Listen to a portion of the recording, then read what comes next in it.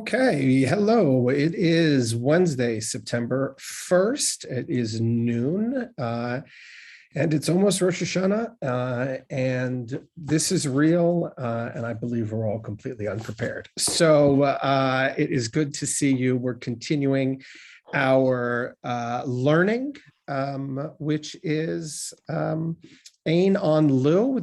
Will be our final session.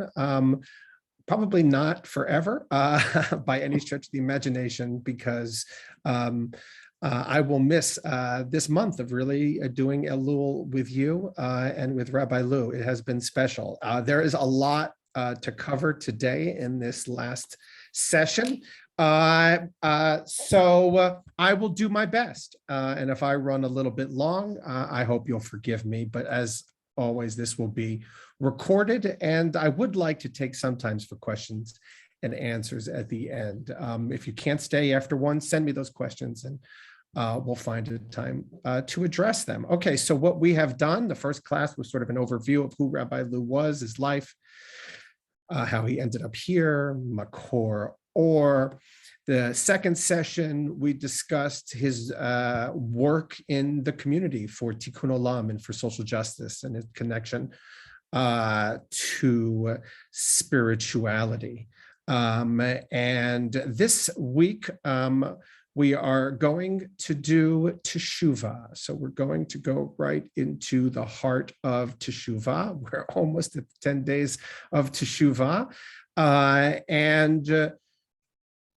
You know, I've learned a lot about Rabbi Lou. This is Einon Lou. So let me tell you what I've learned about Rabbi Lou. I've learned that Rabbi Lou ultimately is going to be remembered in this century for having provided avenues to Jews for ways back into Jewish practice. I think that will be ultimately his takeaway. He found through his 10 years of Buddhist practice, as we'll hear, a new perspective on Judaism, perspective that had been lost and that was missing. And he, through adaptation of meditation practice and some of the things that he's learned, really found a way for a whole nother generation who had not found avenues into Judaism to find their way in. All right, and so let me just begin. I always like to see Rabbi Lou, and to the extent that I've been able to show video clips of Rabbi Lou, we've gotten to see him. Thankfully, I have one more clip to show you. It's a short clip, but I will say this. I guess this is the last session, so I'll have a little fun. I've been with Rabbi Lou for a month now. I'll tell you, this I think is Rabbi Lou at his most handsome. Can I say that out loud? This is him at the height, I think, of his powers, this is the peak. This video comes from the peak of him, in my view. So let me go to it here. I will share the sound. Just as always, just nod so I know that you can see the point of the holidays and is hear atonement, this. Reconciliation. I'm going to start that again. The point of the high holidays is atonement, reconciliation, a restitution to wholeness. So it makes sense that a journey which ends that way should begin with an acknowledgement of alienation and estrangement. And that is the theme of Tisha B'Av. Tisha B'Av is the time when the temple was destroyed. The temple was the place where one felt the palpable presence of God. After acknowledging that we are, in fact, estranged from ourselves, from others, from God, for the next 30 days, there's a very rigorous period of introspection. The essential gesture of this entire period is to become more mindful, to become more aware, both of our own situation, psychologically and spiritually, of those things that we've been doing that aren't so productive. Amen. So the closer we are to being in the present moment, the more mindful we are, the closer we are to God. God is here. If we're elsewhere, we're estranged from God. So the blowing of the shofar is connected to this mindfulness, to this process of becoming mindful. It calls us to it. It wakes us up. It's an alarm clock. When we're really immersed in the act of prayer, we're not so much asking for things, and we're not so much trying to bend God's will to our own, which is, I think, how we ordinarily think of prayer, but we're really engaging in an act of self-judgment. Part of the reason that we're able to effect a reconciliation with God during this season is because we realize how desperately we need God. We realize how we can't do all these very, very difficult things without a sense of a transcendent consciousness beyond our own. Rosh Hashanah is the day that the gates to heaven open. And it's a very rich symbol, a very rich metaphor, suggesting both access to the presence of God during this time, extraordinary access, suggesting also a time of transformation, that if we read the book of our life, we can see ourselves and we can stop jumping into fires all the time as we're wont to do, and stop doing unconscious hurt to others. Yom Kippur, the very end of this process, is a time when we literally rehearse our own death. And we intone this endless liturgy, who will live and who will die, and we abstain from all activities that living people engage in, like eating and sexual activity. We can evoke the power of our death to show us our lives. The most intense time is those last several hours of Nila, when the gates are closing. Literally, I can feel and hear those gates clanking shut. And then the shofar blows, and all of a sudden there's this incredible feeling of lightness. We spend the rest of the year in the greater state of awareness. Okay, so that's a little bit about Rabbi Lou, just showing us the whole process from Tisha B'Av in a nice 3.5-minute clip, what we go through. And he says here, God willing, this process, this ritual can lead us to spend the rest of our year in a greater sense of awareness. So Rabbi Lou's understanding is that this process of Teshuvah, which we are involved in, can lead us to personal transformation. And so we're going to go into his book in just a minute. I just wanted to see, does anybody have any comments about that? Anybody? It's nice to see Rabbi Lou. He looked good there, right? Come on, nod. He looked, Rabbi Lou, he looked really good there, right? So that he, Sandy? Well, it was nice to see the people around him, but I think it was a different synagogue that they were showing. That was not this shul. No. That was stock footage, just in case that wasn't clear. Judah? Yeah, well, I mean, he was always a good-looking man, even at his worst. He was always a very thoughtful man. But and I thought maybe that was a Scottish Rite Temple, where we had high holiday services when we were in the Midbar. Do you know that? I do. Yes, that probably was. That probably was exactly. No, the clergy was not our clergy, but when you started out, I think because I'm involved in a lot of spiritual communities and meditative type of communities, and I think what Rabbi Lou is best known for is this very book. This is real, and you are. You got it. That is like everybody loves that book, uses that book, knows that book. I mean, I really think that's what he is known. So thank you for the Judah, by the way, comes every week and he segues me perfectly every week, because that's exactly what I'm going to go into right now. So let me pull that up for everybody here. This is from the book, and we're going to start from the section on the 10 days of Teshuvah. This is from his book. This is real, and you are completely unprepared. And what I think, as Judah was noting, as I noted at the top, that what Rabbi Luke contributed was to allow people to re-experience or reimagine or recapture the experience of what these holidays could use by framing them differently and by providing different passageways in. So for 10 days, the gates are open and the world is fluid. We are finally awake, if only in fits and starts, if only to toss and turn. For 10 days, transformation is within our grasp.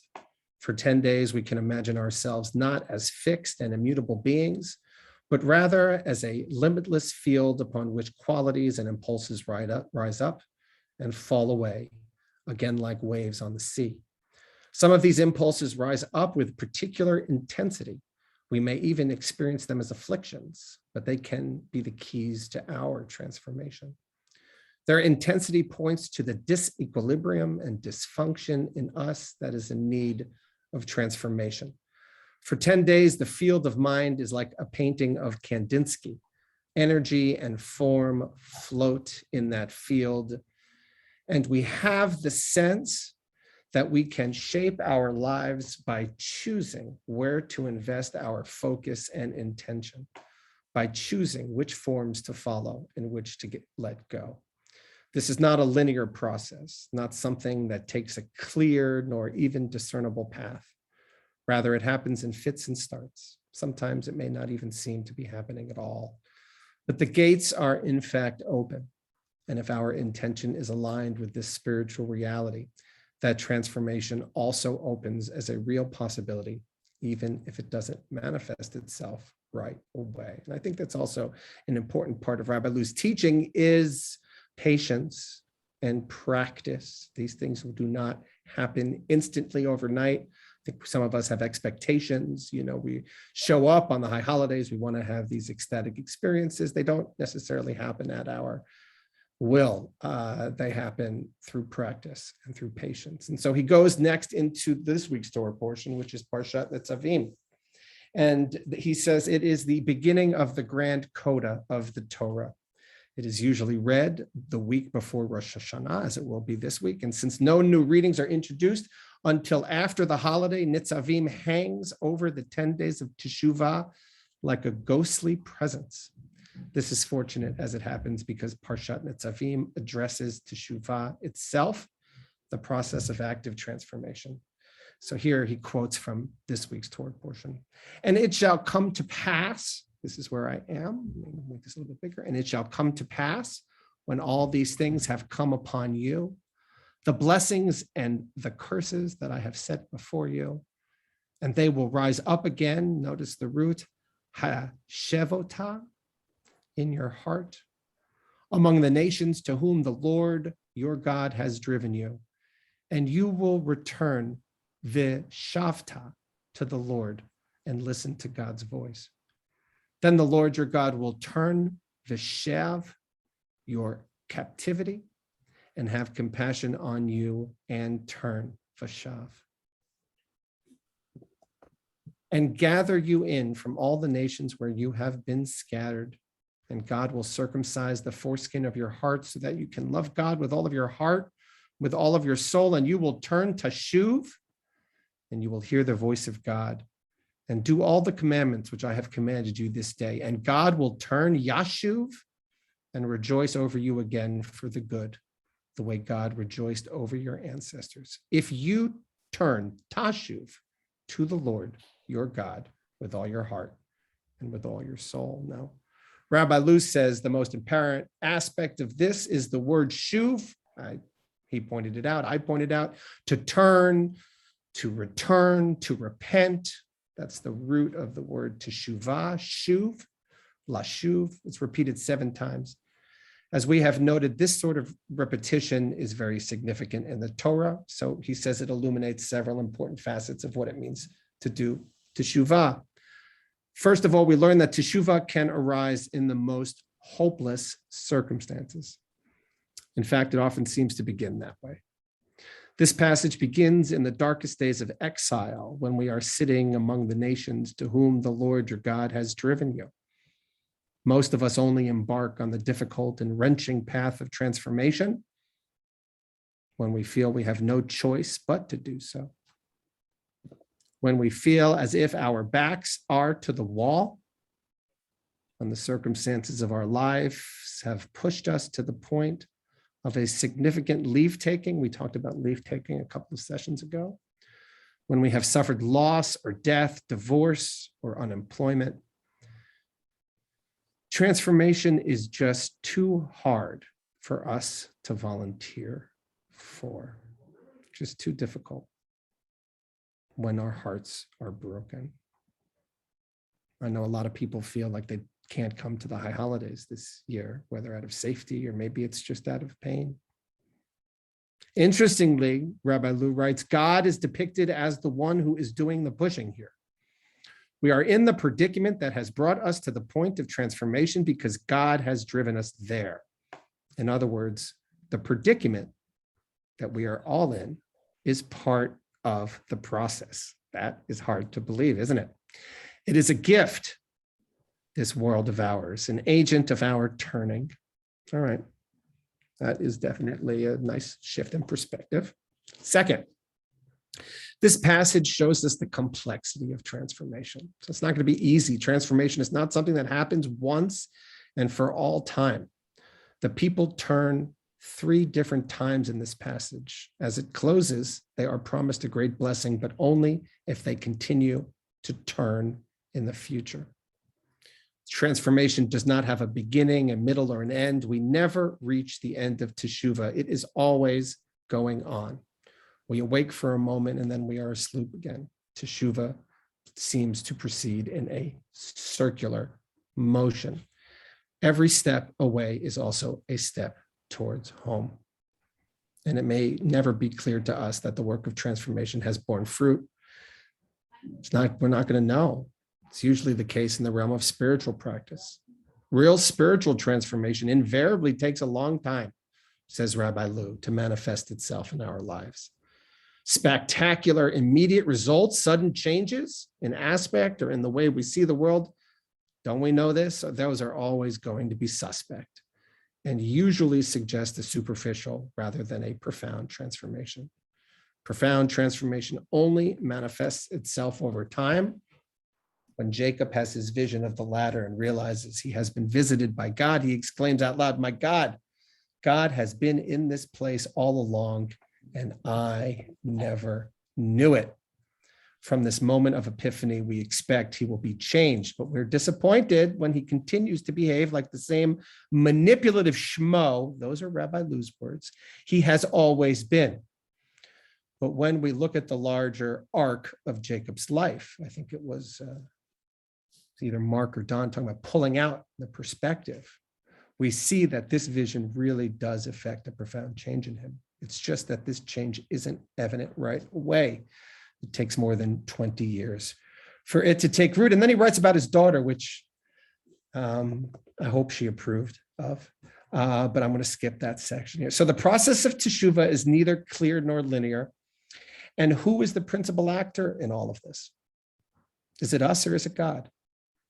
In the passage from Nitzavim, sometimes we are the subject of the turning and sometimes God is the subject, all of which seems to suggest that Teshuvah, he's going to translate Teshuvah as transformation, is a reciprocal process that depends on both God and us. No one else can do transformation for us, but on the other hand, we can't do it by ourselves either. The possibility of transformation always exists, but we have to consciously turn toward it in order to achieve it. At the same time, only our initiative can only take us so far. Beyond that, we have to have faith. We have to depend on the universe to support the flowering of our intention. Let's stop here before we go to Deuteronomy. Thoughts on Rabbi Lu's sort of way, how he's explaining Teshuvah, how he's explaining the transformation. Marv, go right ahead. It's so interesting when you look at this holiday and you look at Nitzavim. In general, to me, it's God allowing us to return to Gan Eden. So what do I mean by that? Of course, in Breshit, in Gan Eden, the universal man was exiled from Gan Eden and not allowed to repent, not allowed to make Teshuvah. You've got these cherubim with their swords that are going to prevent you from getting back. Getting back in, right. But here in Deuteronomy, it's sort of a parody of Gan Eden because we're told that we can get back. we're going into the promised land, which is in essence Gan Eden, where we're of course told we're going to fail, we're going to be exiled, but then we can return, and it can be a continuing cycle. Mankind's going to continually fail, and we're going to continually try, hopefully, to do better and get back. We're also in Nitzavim, we're commanded to eat from the tree of life. We're commanded to choose life. We know what the tree of good and evil is. It's the blessings and curses. And so it's interesting, Israel's allowed to make Teshuvah. Mankind outside of Israel isn't allowed to make Teshuvah. And we've taken that story and brought it all the way to the end of days when the Messiah comes, and then we can carry mankind back into the Garden of Eden and allow mankind to make Teshuvah.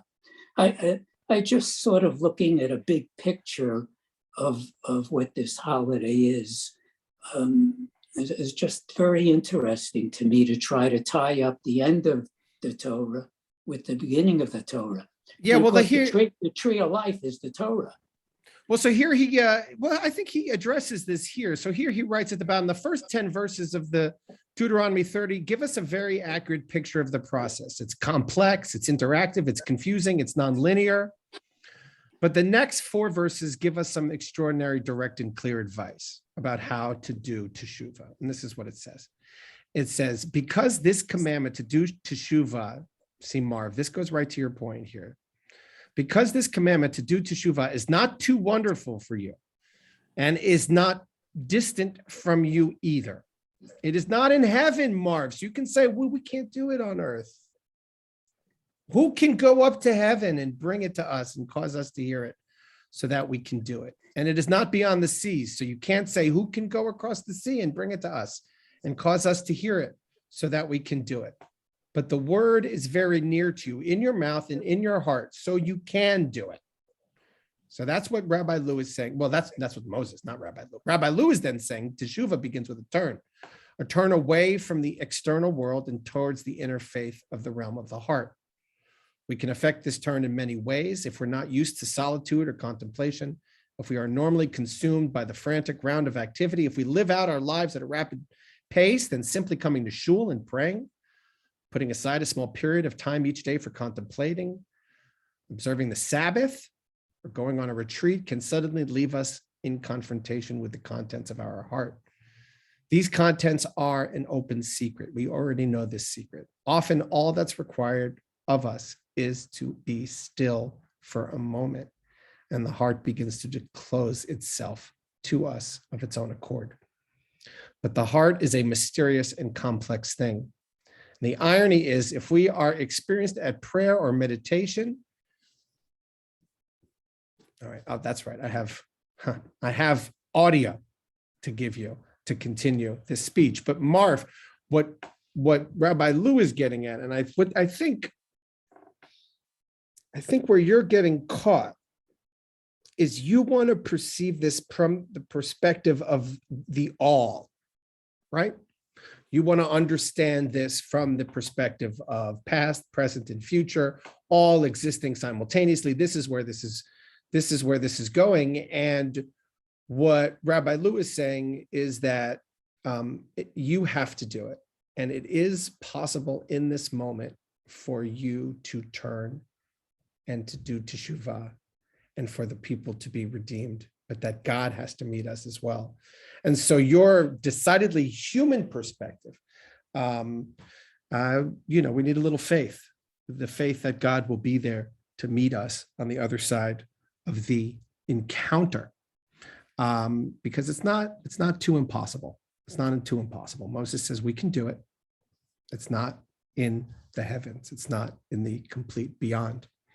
And so what Rabbi Lou goes is I'm going to zoom through a couple of his talks. Basically, his talks about this transformation and encounter have 3 key biblical reference points that he uses. And each of the 3 reference points involve some name change. There's a name change that goes on to represent the encounter that has taken place. And he uses as the three examples, Jacob and the ladder. And so the first example is the name gets changed of the space. Jacob says, I was in this space and I did not know it. And that name of that space gets changed to Beit El. And then, of course, the next example that he gives is Jacob wrestling with the angel. And the name that gets changed is Jacob's name. It gets changed to Israel. And the third example he gives is Moses at the burning bush. And I wanted to just highlight a little bit of these encounters because it's these encounters that I think he wants, through the process of either meditation or through the process of doing Teshuvah, he wants to show us that these examples can bring up stuff for us that were brought up for our patriarchs and for our matriarchs that we need to surface in our own lives. And so let me go now to a clip that he has in which he is talking about Jacob, right? So let me go right here, hold on. It takes place at the end of this passage, down in the 16th verse, Vayikatz Yaakov Mishnato. And Jacob awoke from his sleep, because that's what we're talking about here. We're talking about the practice of awakening. We're talking about the transformation of awakening. Vayikatz Yaakov Mishnato. And Jacob awoke from his sleep, and he said, Hine, Yesh Adonai b'makom hazeh v'anochi lo yadati. God was in this place all along, and I didn't know it. God was in this place, but I was not, and now I am, and I see it's a vivid, sacred, radiant place. So this is stage one, transformation. And when I went through meditation, this was the first kind of transformation that I went through. The radical transformation of my awareness of the world in which I lived, of my environment, of my makom, of my place, of the place that I live, which coincidentally happened to be this place, to be this neighborhood in Berkeley. The second text, it takes place 20 years later. You know, the first, he was running away from Esau, who wanted to kill him. In this text, he's running away from his uncle Lavan, who also wants to kill him. This is 20 years later. He's a very charming fellow, this guy Yaakov. Wherever he goes, people want to kill him. And this is, you know, and he's coming, he has no place to go after his uncle decides to kill him. He ran away to live with his uncle. Now, he has no place to go except back to his brother Esau. And the last time he saw his brother 20 years ago, his brother wanted to kill him, so he sends messengers out to find his brother. They come back and report, your brother is coming towards you with 400 armed men. Not a good sign. So Jacob says, well, big deal. You know, I have a lot of children. I have 13 children. I have 2 wives. I have 2 handmaidens. I have all kinds of sheep and goats. And I'm going to take all this huge retinue I have, and I'm going to divide it in half. And I'll put half on one side of the river and half on the other. And so if Esau kills one half, all right, I'll still have the other. You begin to see why everybody wanted to kill this guy. But then in the middle of the night, he thinks better of things, and he gathers everybody up. And the next day, he will make this full frontal presentation of himself.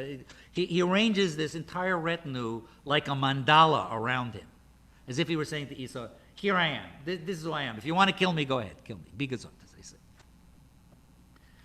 So, but this is that night. He's thought better of. He's gathered everybody together. He puts them all on one side of the river. He goes on the other side, and a man wrestles with him until the sun comes up. A very telling line. Who is this man that he wrestles with? You know, some commentators say, well, there must be a prefiguring of Esau. You know, this is his conflict with Esau that he's sort of seeing in a kind of dream state. And there are other people who think this is an angel. And in fact, there do seem to be some extraordinary powers that this figure has later on. But I think that who Jacob is really wrestling with here is himself. This is his own darkness. This is the part of him that can't stand the light of the sun. This figure, every time the sun starts to come up, he says, let me go, let me go. The sun's coming up. And so this is essentially Jacob wrestling with his own darkness. And he says, and they wrestle, and this figure, this mysterious figure, injures him in the course of their wrestling match. But and then the sun starts to come up. He says, let me go, because the sun's coming up. And Jacob says, I won't let you go unless you bless me. So he says, what's your name? And he says, well, my name is Jacob, or Yaakov. He says, well, from now on, your name will no longer be Jacob, but it will be Israel. Because, and this is what that word means, Yisrael means because you wrestled with God and you wrestled with human beings and you survived. That's why you're going to be called Israel. Now this is very, very interesting. And let me try to talk about this very, very briefly, although it deserves hours by itself. And again, I'm going to ask you a question and answer it again. Do you like Jacob? If you've read the Bible, you've read about the character, do you like the character Jacob? And the answer is you don't. Why don't you like Jacob? This you can answer. Okay, I'll tell you. You don't like Jacob because he's deceptive. He's manipulative. He's always trying to take what doesn't belong to him. He's always trying to be somebody who he's not. He steals his brother's birthright. He steals his brother's blessing. He marries his uncle's younger daughter when he's supposed to marry the older daughter, or he tries to. He maneuvers his uncle out of all his sheep. He's always trying to crawl out of whatever moment he's in into some other moment. He's like Mr. Second Noble Truth. This is he's Mr. Ducha. This is the desire to have things be somehow other than they are, personified by Jacob. Always struggling against the way things are. So here he gets his divine name. And believe me, you're not alone in disliking Jacob. Esau wants to kill him. Lavan wants to kill him. But who's the person who dislikes Jacob most of all? Yeah, Jacob. I mean, he's a person. That's why he's always trying to be somebody else. That's why he's always trying to have what he isn't given. He really is uncomfortable with himself. He really doesn't want to be who he is. He's, the phrase "uncomfortable in your own skin." That was first said about Jacob. So here's Jacob coming, and basically what this is about is and by the way, I forgot to go through this drill in the beginning, but the name change here is the one I just described. It's Jacob gets his name change, and the suggestion is that this is a transformation that has to do with Jacob's relationship to himself, right? So what is this name change? And the name change, and there's kind of a suggestion in this text that Jacob is receiving his divine name. What do we mean when we say that somebody is getting a divine name? What is a divine name? What does that phrase suggest?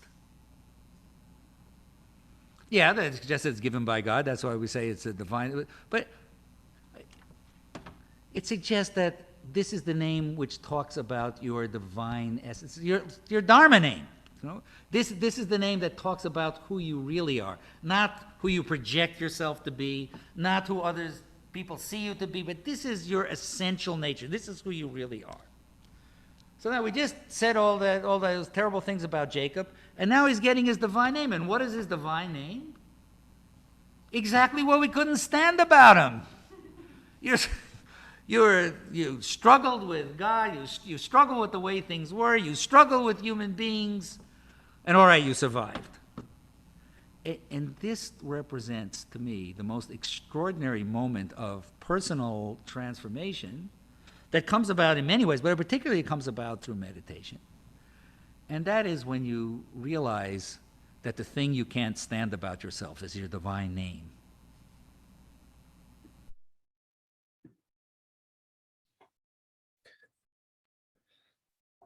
So powerful teaching there from Rabbi Lew, going to the heart of Teshuvah, the heart of that personal transformation, using the story of Yaakov wrestling, as Rabbi Lew understands it, with himself, and ultimately wrestling with his divine name. Thoughts, questions? There's more, but I just want to pause here. You guys are still, okay, you guys are still mulling it through. Ben, Well, you I'm look just like you have stumped. a I don't question. get it. You I mean, don't I hope he's going to get it. explain because I don't get it so far. Which part, where'd you get lost? Well, what he just said, the part that we have the trouble with is our divine name. All right, here it is. It Good. seems like he's going to elaborate, so I want to wait for him to elaborate. Oh yeah, he's gonna go right into it right now. Here, let's do it.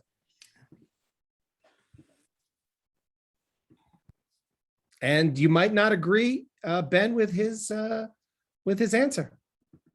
The thing you can't stand about yourself is your essential nature, your unique gift as a human being, your unique power as a human being. That's exactly why you can't stand it. You know that there was that famous thing that Nelson Mandela said when he was inaugurated. I can never remember it, and he didn't really say it anyway. It turns out he stole it from somebody else. But he said that human beings are not really afraid of failure. They're really afraid of success. And it's because when you succeed, you engage your essential power as a human being. And that's what you're really afraid of. And that's what Jacob was really afraid of. And that's what we're all afraid of. We're all afraid of who we really are. And in the process of meditation, in that same process that I described earlier at the beginning of this talk, whereby where my own meditation practice after 10 years resolutely focused me on the fact that I was avoiding my Jewishness, so it brings us all ultimately, by constantly bringing us in touch with those things that we don't want to look at, constantly engaging them, constantly seeing them as they arise to carry the attention that we're not giving them away, we begin to see them, and then the more we see them, we begin to become comfortable with them. We begin to really become comfortable with them as an expression of who we are, and we stop running away from them. And this is a very profound transformation, and this takes years. It's the second one. The first one you can sometimes experience the first time you meditate, and you go outside. Oh, it's so beautiful, it's so radiant. Or maybe it'll take you some months or even years to experience that. But this second transformation takes many years. It takes many years for these infinitesimal thoughts to accumulate and finally to show you who you are. For finally your heart to disclose itself to you while you're looking in another direction. You get that? You got that? Yeah, I agree 100%. And I think what he's talking about is understanding our impact. That's right. Right. You got it. That's our power as human beings, and it's really hard to see clearly is the impact that you have on other people and on the world and on yourself through your behavior. Beautiful. That's really hard to see and understand, and I agree, very profound. And it's tough work. That's the tough part of Teshuvah. He uses meditation as his sort of metaphor, as his way in. And the way he describes the meditation is that when he's like, if you're getting the meditation wrong, if you've ever sat in meditation, you think, oh, my mind is wandering. I have to come back to my breath and I've messed it up. Rabbi Lew explains, he says, well, no, those are those thoughts you'll notice the more you do meditation, those thoughts that keep pulling you away those are the things you have to take a look at. What are those constant things that keep bubbling up and pulling you away from where you want to be? Can you come to see them? All right, he's going to do one more turning here, and this is Moshe Rabbeinu. This is Moses. And this is the second great transformation that comes about. When we discover that the thing we can't stand about ourselves is our divine name, is our essential nature. I realize I'm getting cognizant that I've taken a great deal of time. Maybe I should skip the third stage of transformation. No? Okay. Okay. Then I'll just speak about it very briefly. This is when Moses, and I'll skip the whole preamble and I'll get to the heart of the matter. And this is the scene with Moses at the burning bush, where he sees a bush burning and he doesn't, and he can't understand it because the bush appears to be burning, but it's not disappearing. It's burning away. There's a big fire in the bush, but the bush is still whole. It's not being consumed. And so Moses turns around to look at this. And then the text says, and when God saw that Moses was turned to look at the bush, God disclosed that this burning bush was really God. It wasn't, the bush wasn't really burning. He was seeing a spiritual light of a very powerful nature. And then, and this is an interesting, although it's not germane exactly to the transformation that takes place, although it is, so I'll talk about it for a sentence or two. And it's really interesting to me, and the Torah, which doesn't waste many words, makes a big deal out of Moses' turning towards the bush, and God responding to Moses when God sees that Moses is turning. I think that each of us sees around, probably on the average of 15 burning bushes a day. But we don't turn towards them. Because we don't believe in them. We don't believe they're real. We're taught in this culture, and in most human cultures, to believe that what is real is that which submits itself to statistical averaging. That's what's real. If you see it and 100 other people also see it and they can replicate it exactly the same way you do, then it's real. Otherwise, forget about it. It's not worth paying attention to. But in the realm of the spirit, things can disclose themselves in a flash, and they're absolutely real, even though they can't be replicated. And so Moses saw such a flash, and instead of, as you and I do, instead of going about our business, say, oh, God, it's a funny thing happened in my eyes just now, or a funny thing happened in my heart just now, Moses turned towards it. And because he turned towards it, it began to expand, and it became very real. I think that meditation is a way of turning towards this kind of experience. It's kind of stalking. In 35 years of meditation, there have been many a day when nothing happened or nothing seemed to happen. In fact, usually that's so. But if you don't show up every day, you'll never see the hind when it darts across the field.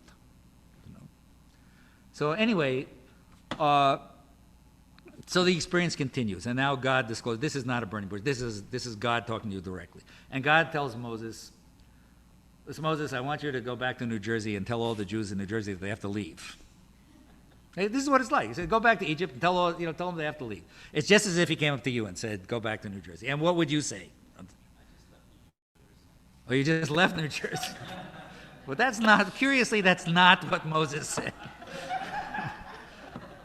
Moses said, "What are you kidding? They'll think I'm crazy. They won't believe me. They won't. Nobody's going to listen to me. I'm not important, and this is preposterous." He said all the things that any of us would say, but then he said something very clever. He said, "Look, when I go back to New Jersey and I say that God wants you all to leave New Jersey, what are they going to say to me? They're going to say, 'What God? What are you talking about?' So you need to tell me your essential nature. You need to tell me your name so that I can tell the good citizens of New Jersey who it is that wishes them to leave."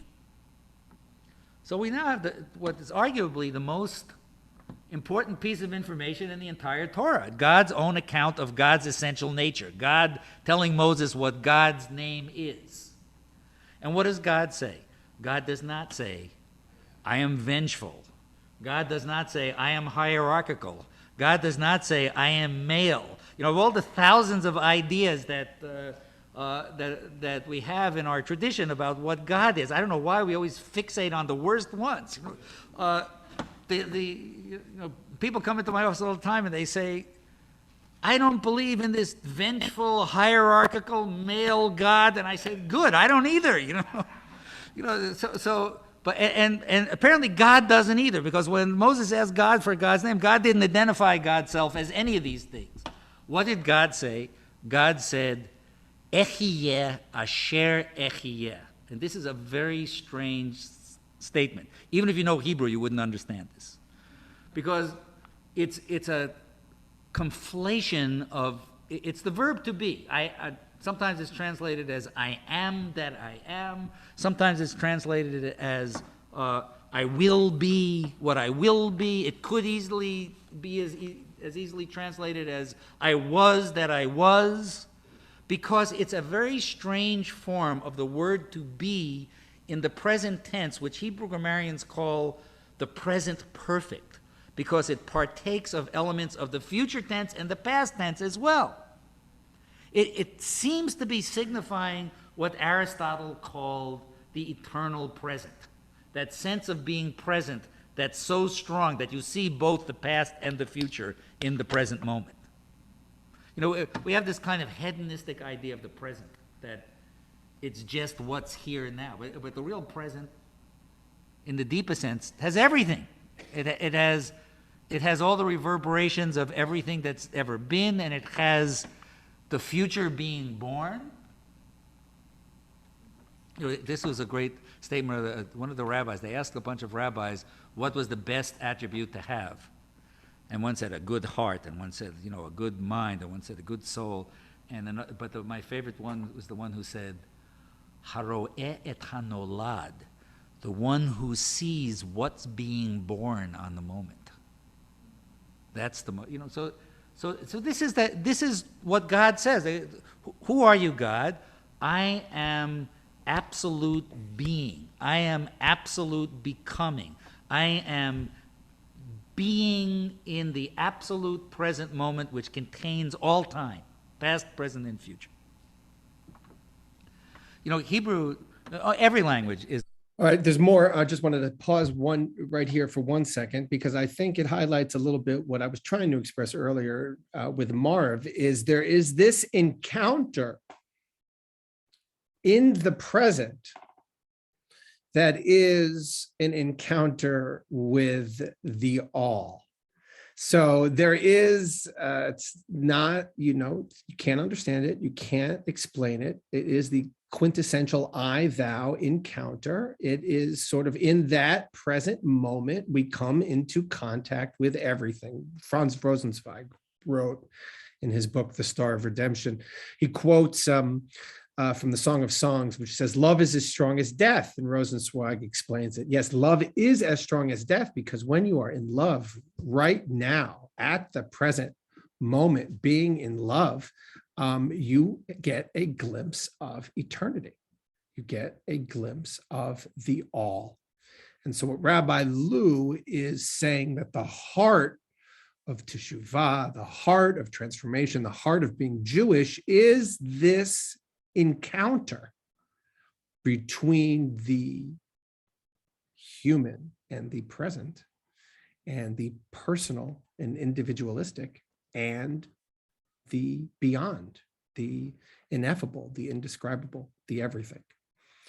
And he really explains it rather beautifully when we can't even use the word to be in Hebrew without mentioning the name of God. So he says, Ehiyeh asher ehiyeh, I will be what that I will be, or as Buber and Rosenzweig translated it, I am present that I am present. My presence is indicative of my presence. Rabbi Lew says, also a theology, and the Hebrew is certainly no exception. And one of the most interesting theological features of Hebrew is that you can't say to be in the present tense, except to say the name of God. If you want to say I am tall, you can't. You can only say I tall, or anything else you might want to say. I am short. You can only say I short, because God is the only am what am, to quote that great theologian Popeye the Sailor Man.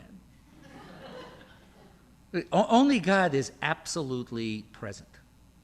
But the transformation suggested by this text is that the closer to being absolutely present we can be, the closer we come to being in encounter with God. This is what God is. God is the ground of being, the ground of becoming. So this is, what does all this mean? What all this means is that the practice of Judaism, in its deepest sense, is the practice of transformation. It's everywhere you look. And at my meditation center for the last 10 years, for the last 12 years, we've been practicing meditation in conjunction with normative Jewish spiritual activities, with daily prayer, with serious and disciplined observance of the Shabbat, with study of the Torah. Every morning at my meditation center, we meet at 6 o'clock in the morning, and we meditate for an hour, and then we go next door and join to my synagogue, my former synagogue. I actually left the synagogue last July, but I'm still at the meditation center, and we go next door at 7 o'clock and join the daily prayer minyan. And several evenings a week, we meditate for an hour, and then we study Torah. And we have an hour of meditation before each of the weekly Shabbat services. And what we found is that doing these two practices together enlightens both of them. And in particularly the way it's enlightened Judaism is that it draws your attention inevitably to the fact that Judaism is the practice of spiritual transformation. That's what it is. It isn't an ethnicity, as it's, so appallingly become in a modern secular culture, which is made uncomfortable by spiritual practices of all kind. It isn't just the following rules because God told us to. It is a very profound practice of transformation. So for the last 10 years, the members of my meditation center have spent every morning focusing on their breath and their bodies until their consciousness acquires a vibrancy, a radiance, a sense of the sacred. And when they move from meditation to normative Jewish practice and bring this kind of consciousness to an experience as rich and profound as Jewish prayer or Torah study or Shabbat, the Jewish spiritual path comes alive to them. And when they return dozens of times every day, day after day, to that moment when their unconscious is illuminated, the core of their being is disclosed layer by layer. And very deep down in this process, they come upon their essential nature.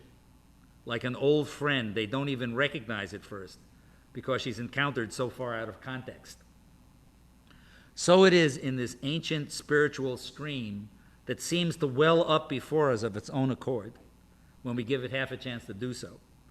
And so it is in that more intimate stream, the current of our breathing, which replicates the rhythm of the cosmos in our bodies every moment of our lives, and which transforms us, which carries us ever deeper into the truth of our lives and the truths beyond them as well.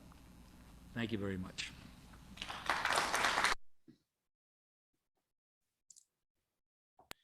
You can clap, Howard. That's all right. Stephen, you have your hand raised.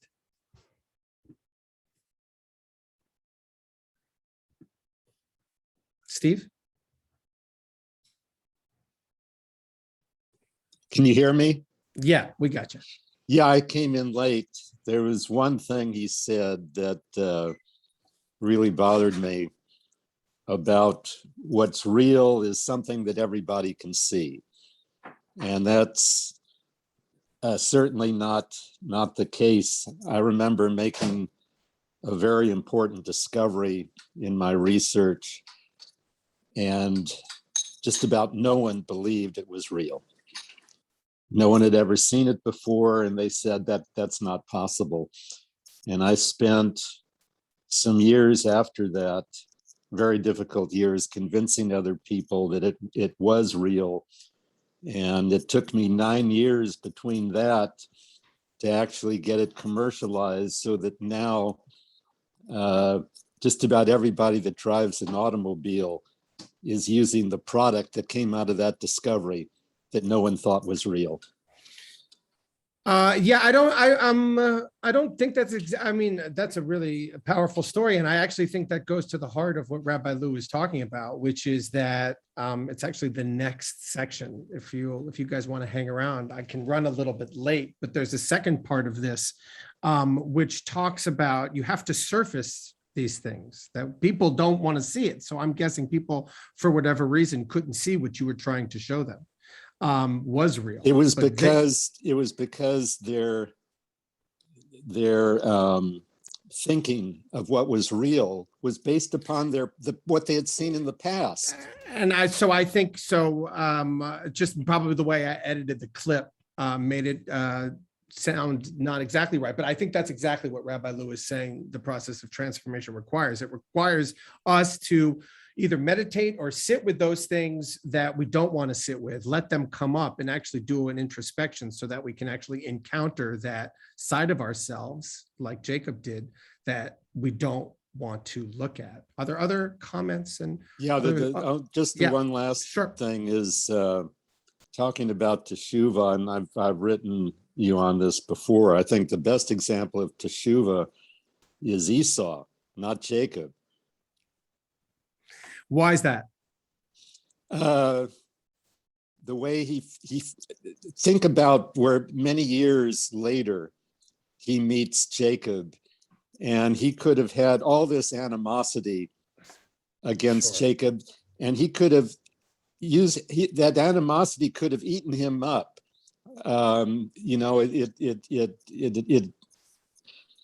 I've seen people where they feel they've been treated poorly, and they never get over it. They never get over it. And instead, Esau puts all that behind him, and he greets Jacob with this warmth. And yet Jacob has this fear of Esau. And we talked about this before, it's more of a projection that Jacob is seeing in Esau. That's right. What he thinks Esau should be like based upon the way he's treated him. Steve, one last question. There are only two answers, and you can only give me one of these two. Who are we more like, Jacob or Esau? Probably Jacob. There you go. Yeah. I think that's the takeaway. Marv. Well, I think the great story of Teshuvah, of course, is Judah.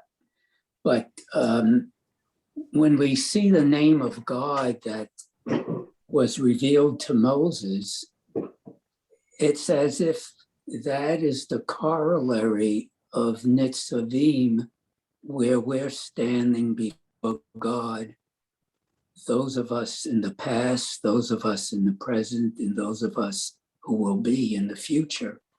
So that name of God is God meeting us in Nitzavim with those qualities.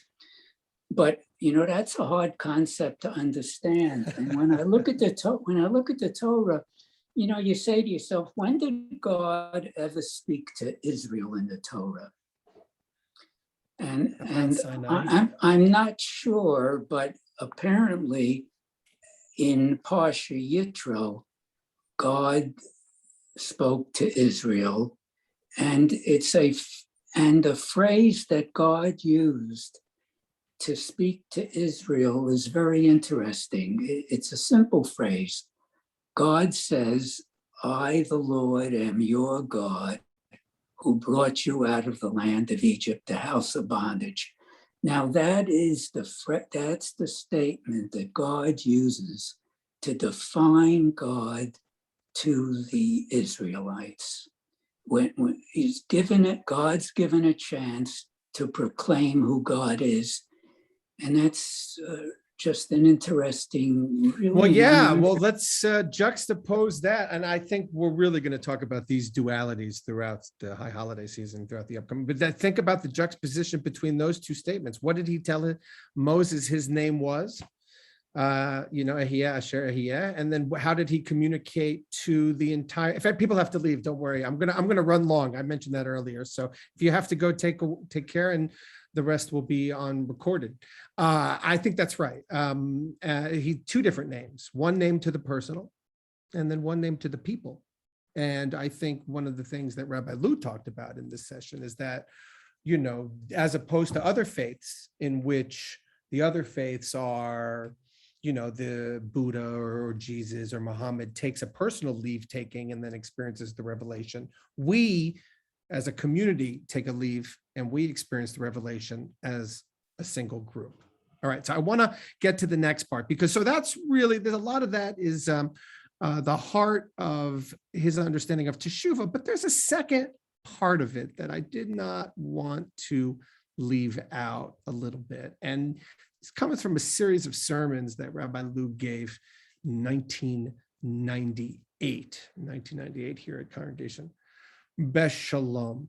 And what he talks about here over the course of the Yamim Noraim, first in Rosh Hashanah, which this is from, he talks a lot about what you have already been hearing in terms of Parshat Nitzavim, informs us that it is not in the heavens. And so what do we do when we begin the process of Teshuvah? We try to see our own hearts. He gives you some practical advice. All right, so I had more stuff I want to share with you, their practical advice. But basically, if we just try to sit and focus on the Machzor, he says, and continually try to bring our awareness back to it every time we realize that it is being carried away. Every time we find ourselves daydreaming during the holidays or having fantasies about the good-looking person sitting 4 aisles away or malicious thoughts about the person sitting behind us, we will be participating in an important spiritual process. We are beginning a spiritual transformation. And as I mentioned, that particular thought that carries away your attention from the Machzor does not arise at random or by accident. It is extremely significant. It's that thought is exactly what you need to do Teshuvah about. And the longer you participate in this, it will become clearer and clearer to you what you go and need to make Teshuvah about. Oh, and then he has this wonderful thing in which he talks about the Rambam. And I often quote the Rambam on Teshuvah. And the Rambam says, what is complete Teshuvah? Complete Teshuvah is when you come to the point of transgression that you have committed before and you stop yourself.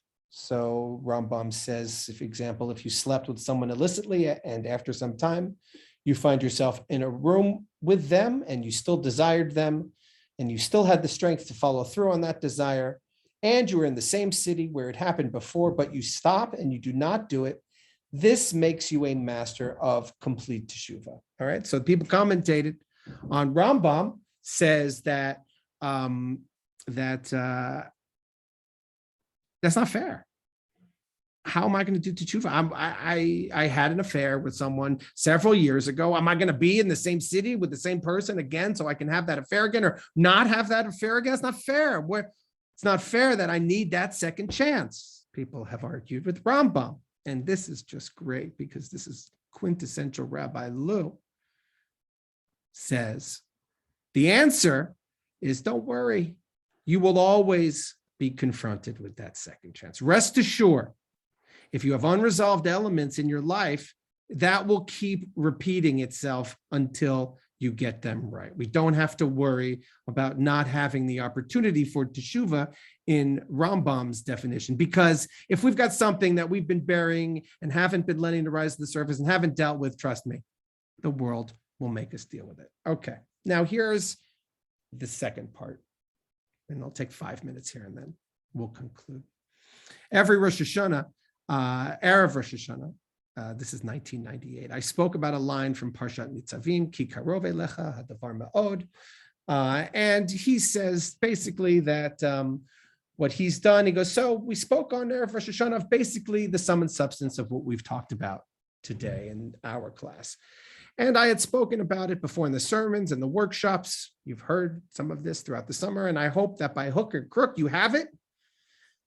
In fact, become aware of what you need to make teshuvah about. Maybe, through the process of coming to these classes and doing teshuvah over the past 4 weeks, maybe you know now what is in your heart. Okay, so tonight, this is the Kol Nidre night. I want to talk about the other half of the equation mentioned in Parshat Netzavim, which is bepicha.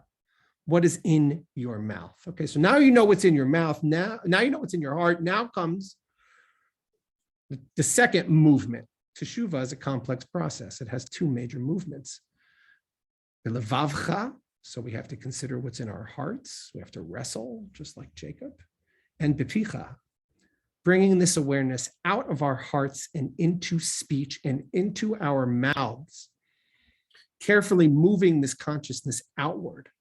Moving these things we have become aware of through the process of teshuvah from the murky metaphysical shadows of our inner world to the light of the great world outside. And he talks about how he did a series of workshops for teshuvah during the past summer. And he says, at the end of these workshops, I had people pair off and try to speak true to each other and try to say that shadow truth, right? That wrestling, the angel that Jacob is wrestling with, that shadow side, that truth that lies just on the tip of their hearts, that's unnoticed, as Steve said, that thing that's real, but people don't see it.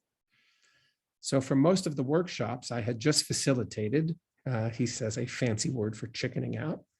But for the very last one, there were an odd number of people, and I found myself paired off with someone trying to speak the truth of my life to her.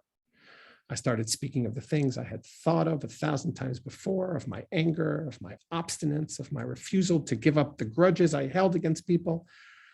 Rabbi Luz says, I knew these things as well as I knew the back of my own hand. I had thought these thoughts 1,000 times before. Still, to get them out made a tremendous difference. I knew them, but as long as they were unspoken, I could ignore them. I didn't have to act on them. Now that I had said them out loud to another human being, they were out there in the world. It would be harder to ignore them anymore, harder to deny them, harder to act in a way which failed to take them into account. And he gives this story about a Monsanto executive. I'm going to skip I'm not sure Monsanto. I don't know where, has Monsanto changed their practices in the last 22 years? I'm not sure. But he goes, the veil of unconsciousness, very similar to the story, Steve, you told, interestingly, was very, very thin. And as soon as they began to speak, they pierced it. They could not ignore what they were doing any longer. Near the end of the treat, one of the highest executives of Monsanto started to cry. All right, so it's nice. He did a nice, how can we make things which will nurture life instead of death, he said, with tears rolling down his face. So he talks about this powerful thing, even if you're working in an organization like Monsanto. But he says it is through speech that we make the inner outer, that we bring the metaphysical into the physical, that we realize, make real the purely intellectual. It is through speech that action begins. Thinking of what is happening between us right now.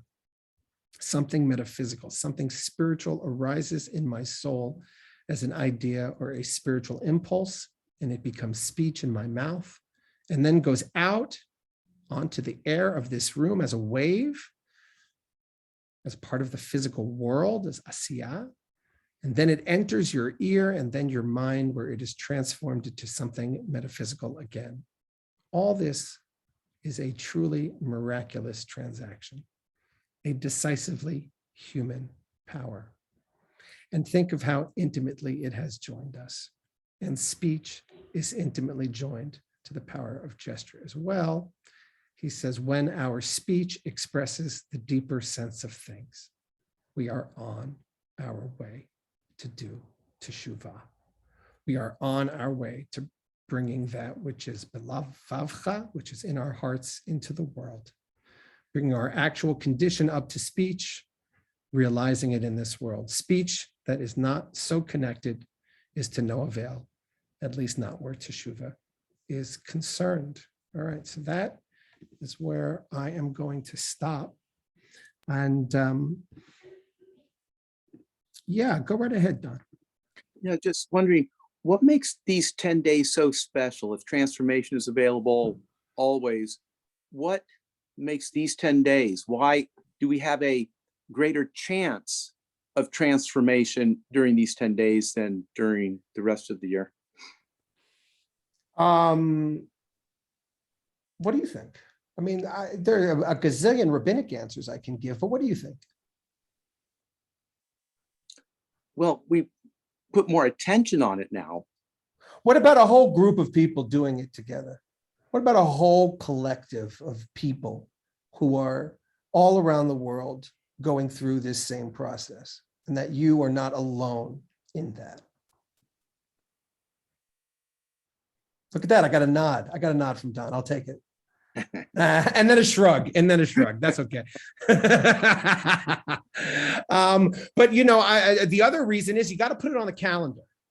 You know, yeah, ultimately things need to be placed on the calendar, Don, because if you don't put it on a calendar, you're not going to get around to doing it. I mean, I can't tell you how many times I've missed the deadline to pay my earthquake insurance, right? If I don't put it on the calendar, it's not going to get done.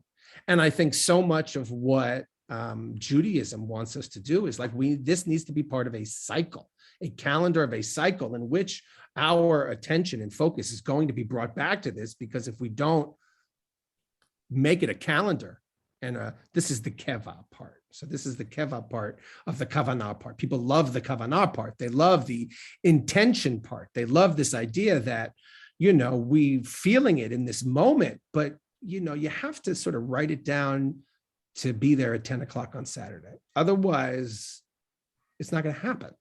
So that's the keva part. And the keva part is, I'm going to say on the 1st of Tishrei, we're going to participate in this process. It's going to start then. And knowing that it's going to happen at that time allows a whole orbit, as Rabbi Lou has been describing over the past 4 weeks. What about the day before? So go right ahead. Yes. You put it on your, yes. Any day. Any day is good. Yes. But do it today, Don. But yes. But if you start, yes. But if you start, if you say it's going to start today on the first day of Teshuvah, that sort of implies that you weren't going to do it the day before. You're going to. Well, they weren't. People don't show up at shul except on Rosh Hashanah. That's the only time they show up. And it's because it's on the calendar, and it's because I blow the shofar, and it's because they know that their parents or their grandparents did, and this is the time that they're supposed to go. And then I've captured them. And now I actually have to get them to understand why they showed up in the first place, which was there's something going on inside of them that we want to address, because we want to be full, healthy community and care about others and each other. Marty, Bob, you guys have your hand raised. No, come on, let's go. You basically said it all just there before and now. And I guess I was thinking that, yeah, we do it in our prayers every day. We were talking about that with Rabbi Russell's class too. And she, I think, mentioned Avinu, it's us. And so I think what you're saying is it's all of us together a certain time. And yes, it's in our prayer books every day to do, or we should be doing it. But I agree too that this special time, we should do it. We hopefully try to do it every day, but having this special time helps, I think. Yeah, I mean, yeah, Lisa. So the origins of this period of time are in part based on our calendar of agriculture. And so these days were after the fruition of the food. And then after Sukkot, we begin praying for rain. And I think I read in the Talmud that in the time of the temple, the people were actually praying for forgiveness for everyone, because everyone, not just the Jews, needed rain in order to survive. So the 10 days, or however you want to put the parameters, this has to do with living or dying in an agricultural society in which you don't go to the grocery store. You are desperate for rain, as we are now. And that's what Sukkot is all about. This is beautiful. Wonderful, a wonderful historical perspective on that. Thank you very much. Okay, so that unfortunately will conclude our Ein on Lu Elul session. I think it's been wonderful. It's been wonderful for me to sort of bring Rabbi Lu with me, to have him sort of guide me as a mentor rabbi through this period. I found very helpful and very meaningful. I think what I would like to do going forward after the Yamim Noraim is for us, what I've been brought to is for us to go further into the encounter. And I'd like us to look at Martin Buber's I Am Thou. So I think what I am going to be doing after the holidays is we're going to use this section to just dig a little bit deeper into this notion of how do we come to meet God? Because one of the things that the farther apart we are away from each other, the harder it is to have an I-thou relationship. So it seems like the appropriate time for us to begin to focus in on that. Our high holiday services are on Monday night. Oh my goodness. And we are completely unprepared. That's not entirely true. There are a Monday night online. High holiday services will be online Monday, Labor Day at 5:30. You can come and have a l'chaim. I'm calling it our New Year's Rocking Eve. In which we're going to get together and have some champagne before the sundown and the new year starts. And then Rabbi Russell and I will be conducting a service, Erev Rosh Hashanah service. I'll have some words of Torah. She'll be singing. That will be online. And then the next morning, a week from yesterday, 6 days from now, is Rosh Hashanah. That is Tuesday morning. And go to our website. We have an amazing calendar. Sandy Edwards and other board members have gone above and beyond the call in every way this year to try to make sure that wherever you are, whatever level of comfort you are, we're going to provide an avenue so that you can be a part of this community and that you can have these encounters in a way that feel appropriate in light of everything that's going on in our world. So we have online offerings, we have in-person offerings that are outside, completely outside, a hike to the beach to do tashlich. We have closed down 14th Avenue and we'll be doing our services outside for the most part. So come by. And what I've been saying is you don't have to do everything. Like there's this weird, I hear this, like this idea that, oh, well, I'm not going to be able to get to all. No, just do one or two. Just like if all you can do this year is walk with Adam Lowy to Baker Beach and cast off some of the things that you've been carrying this year, well, then that would be a powerful teshuvah, and that would be sufficient.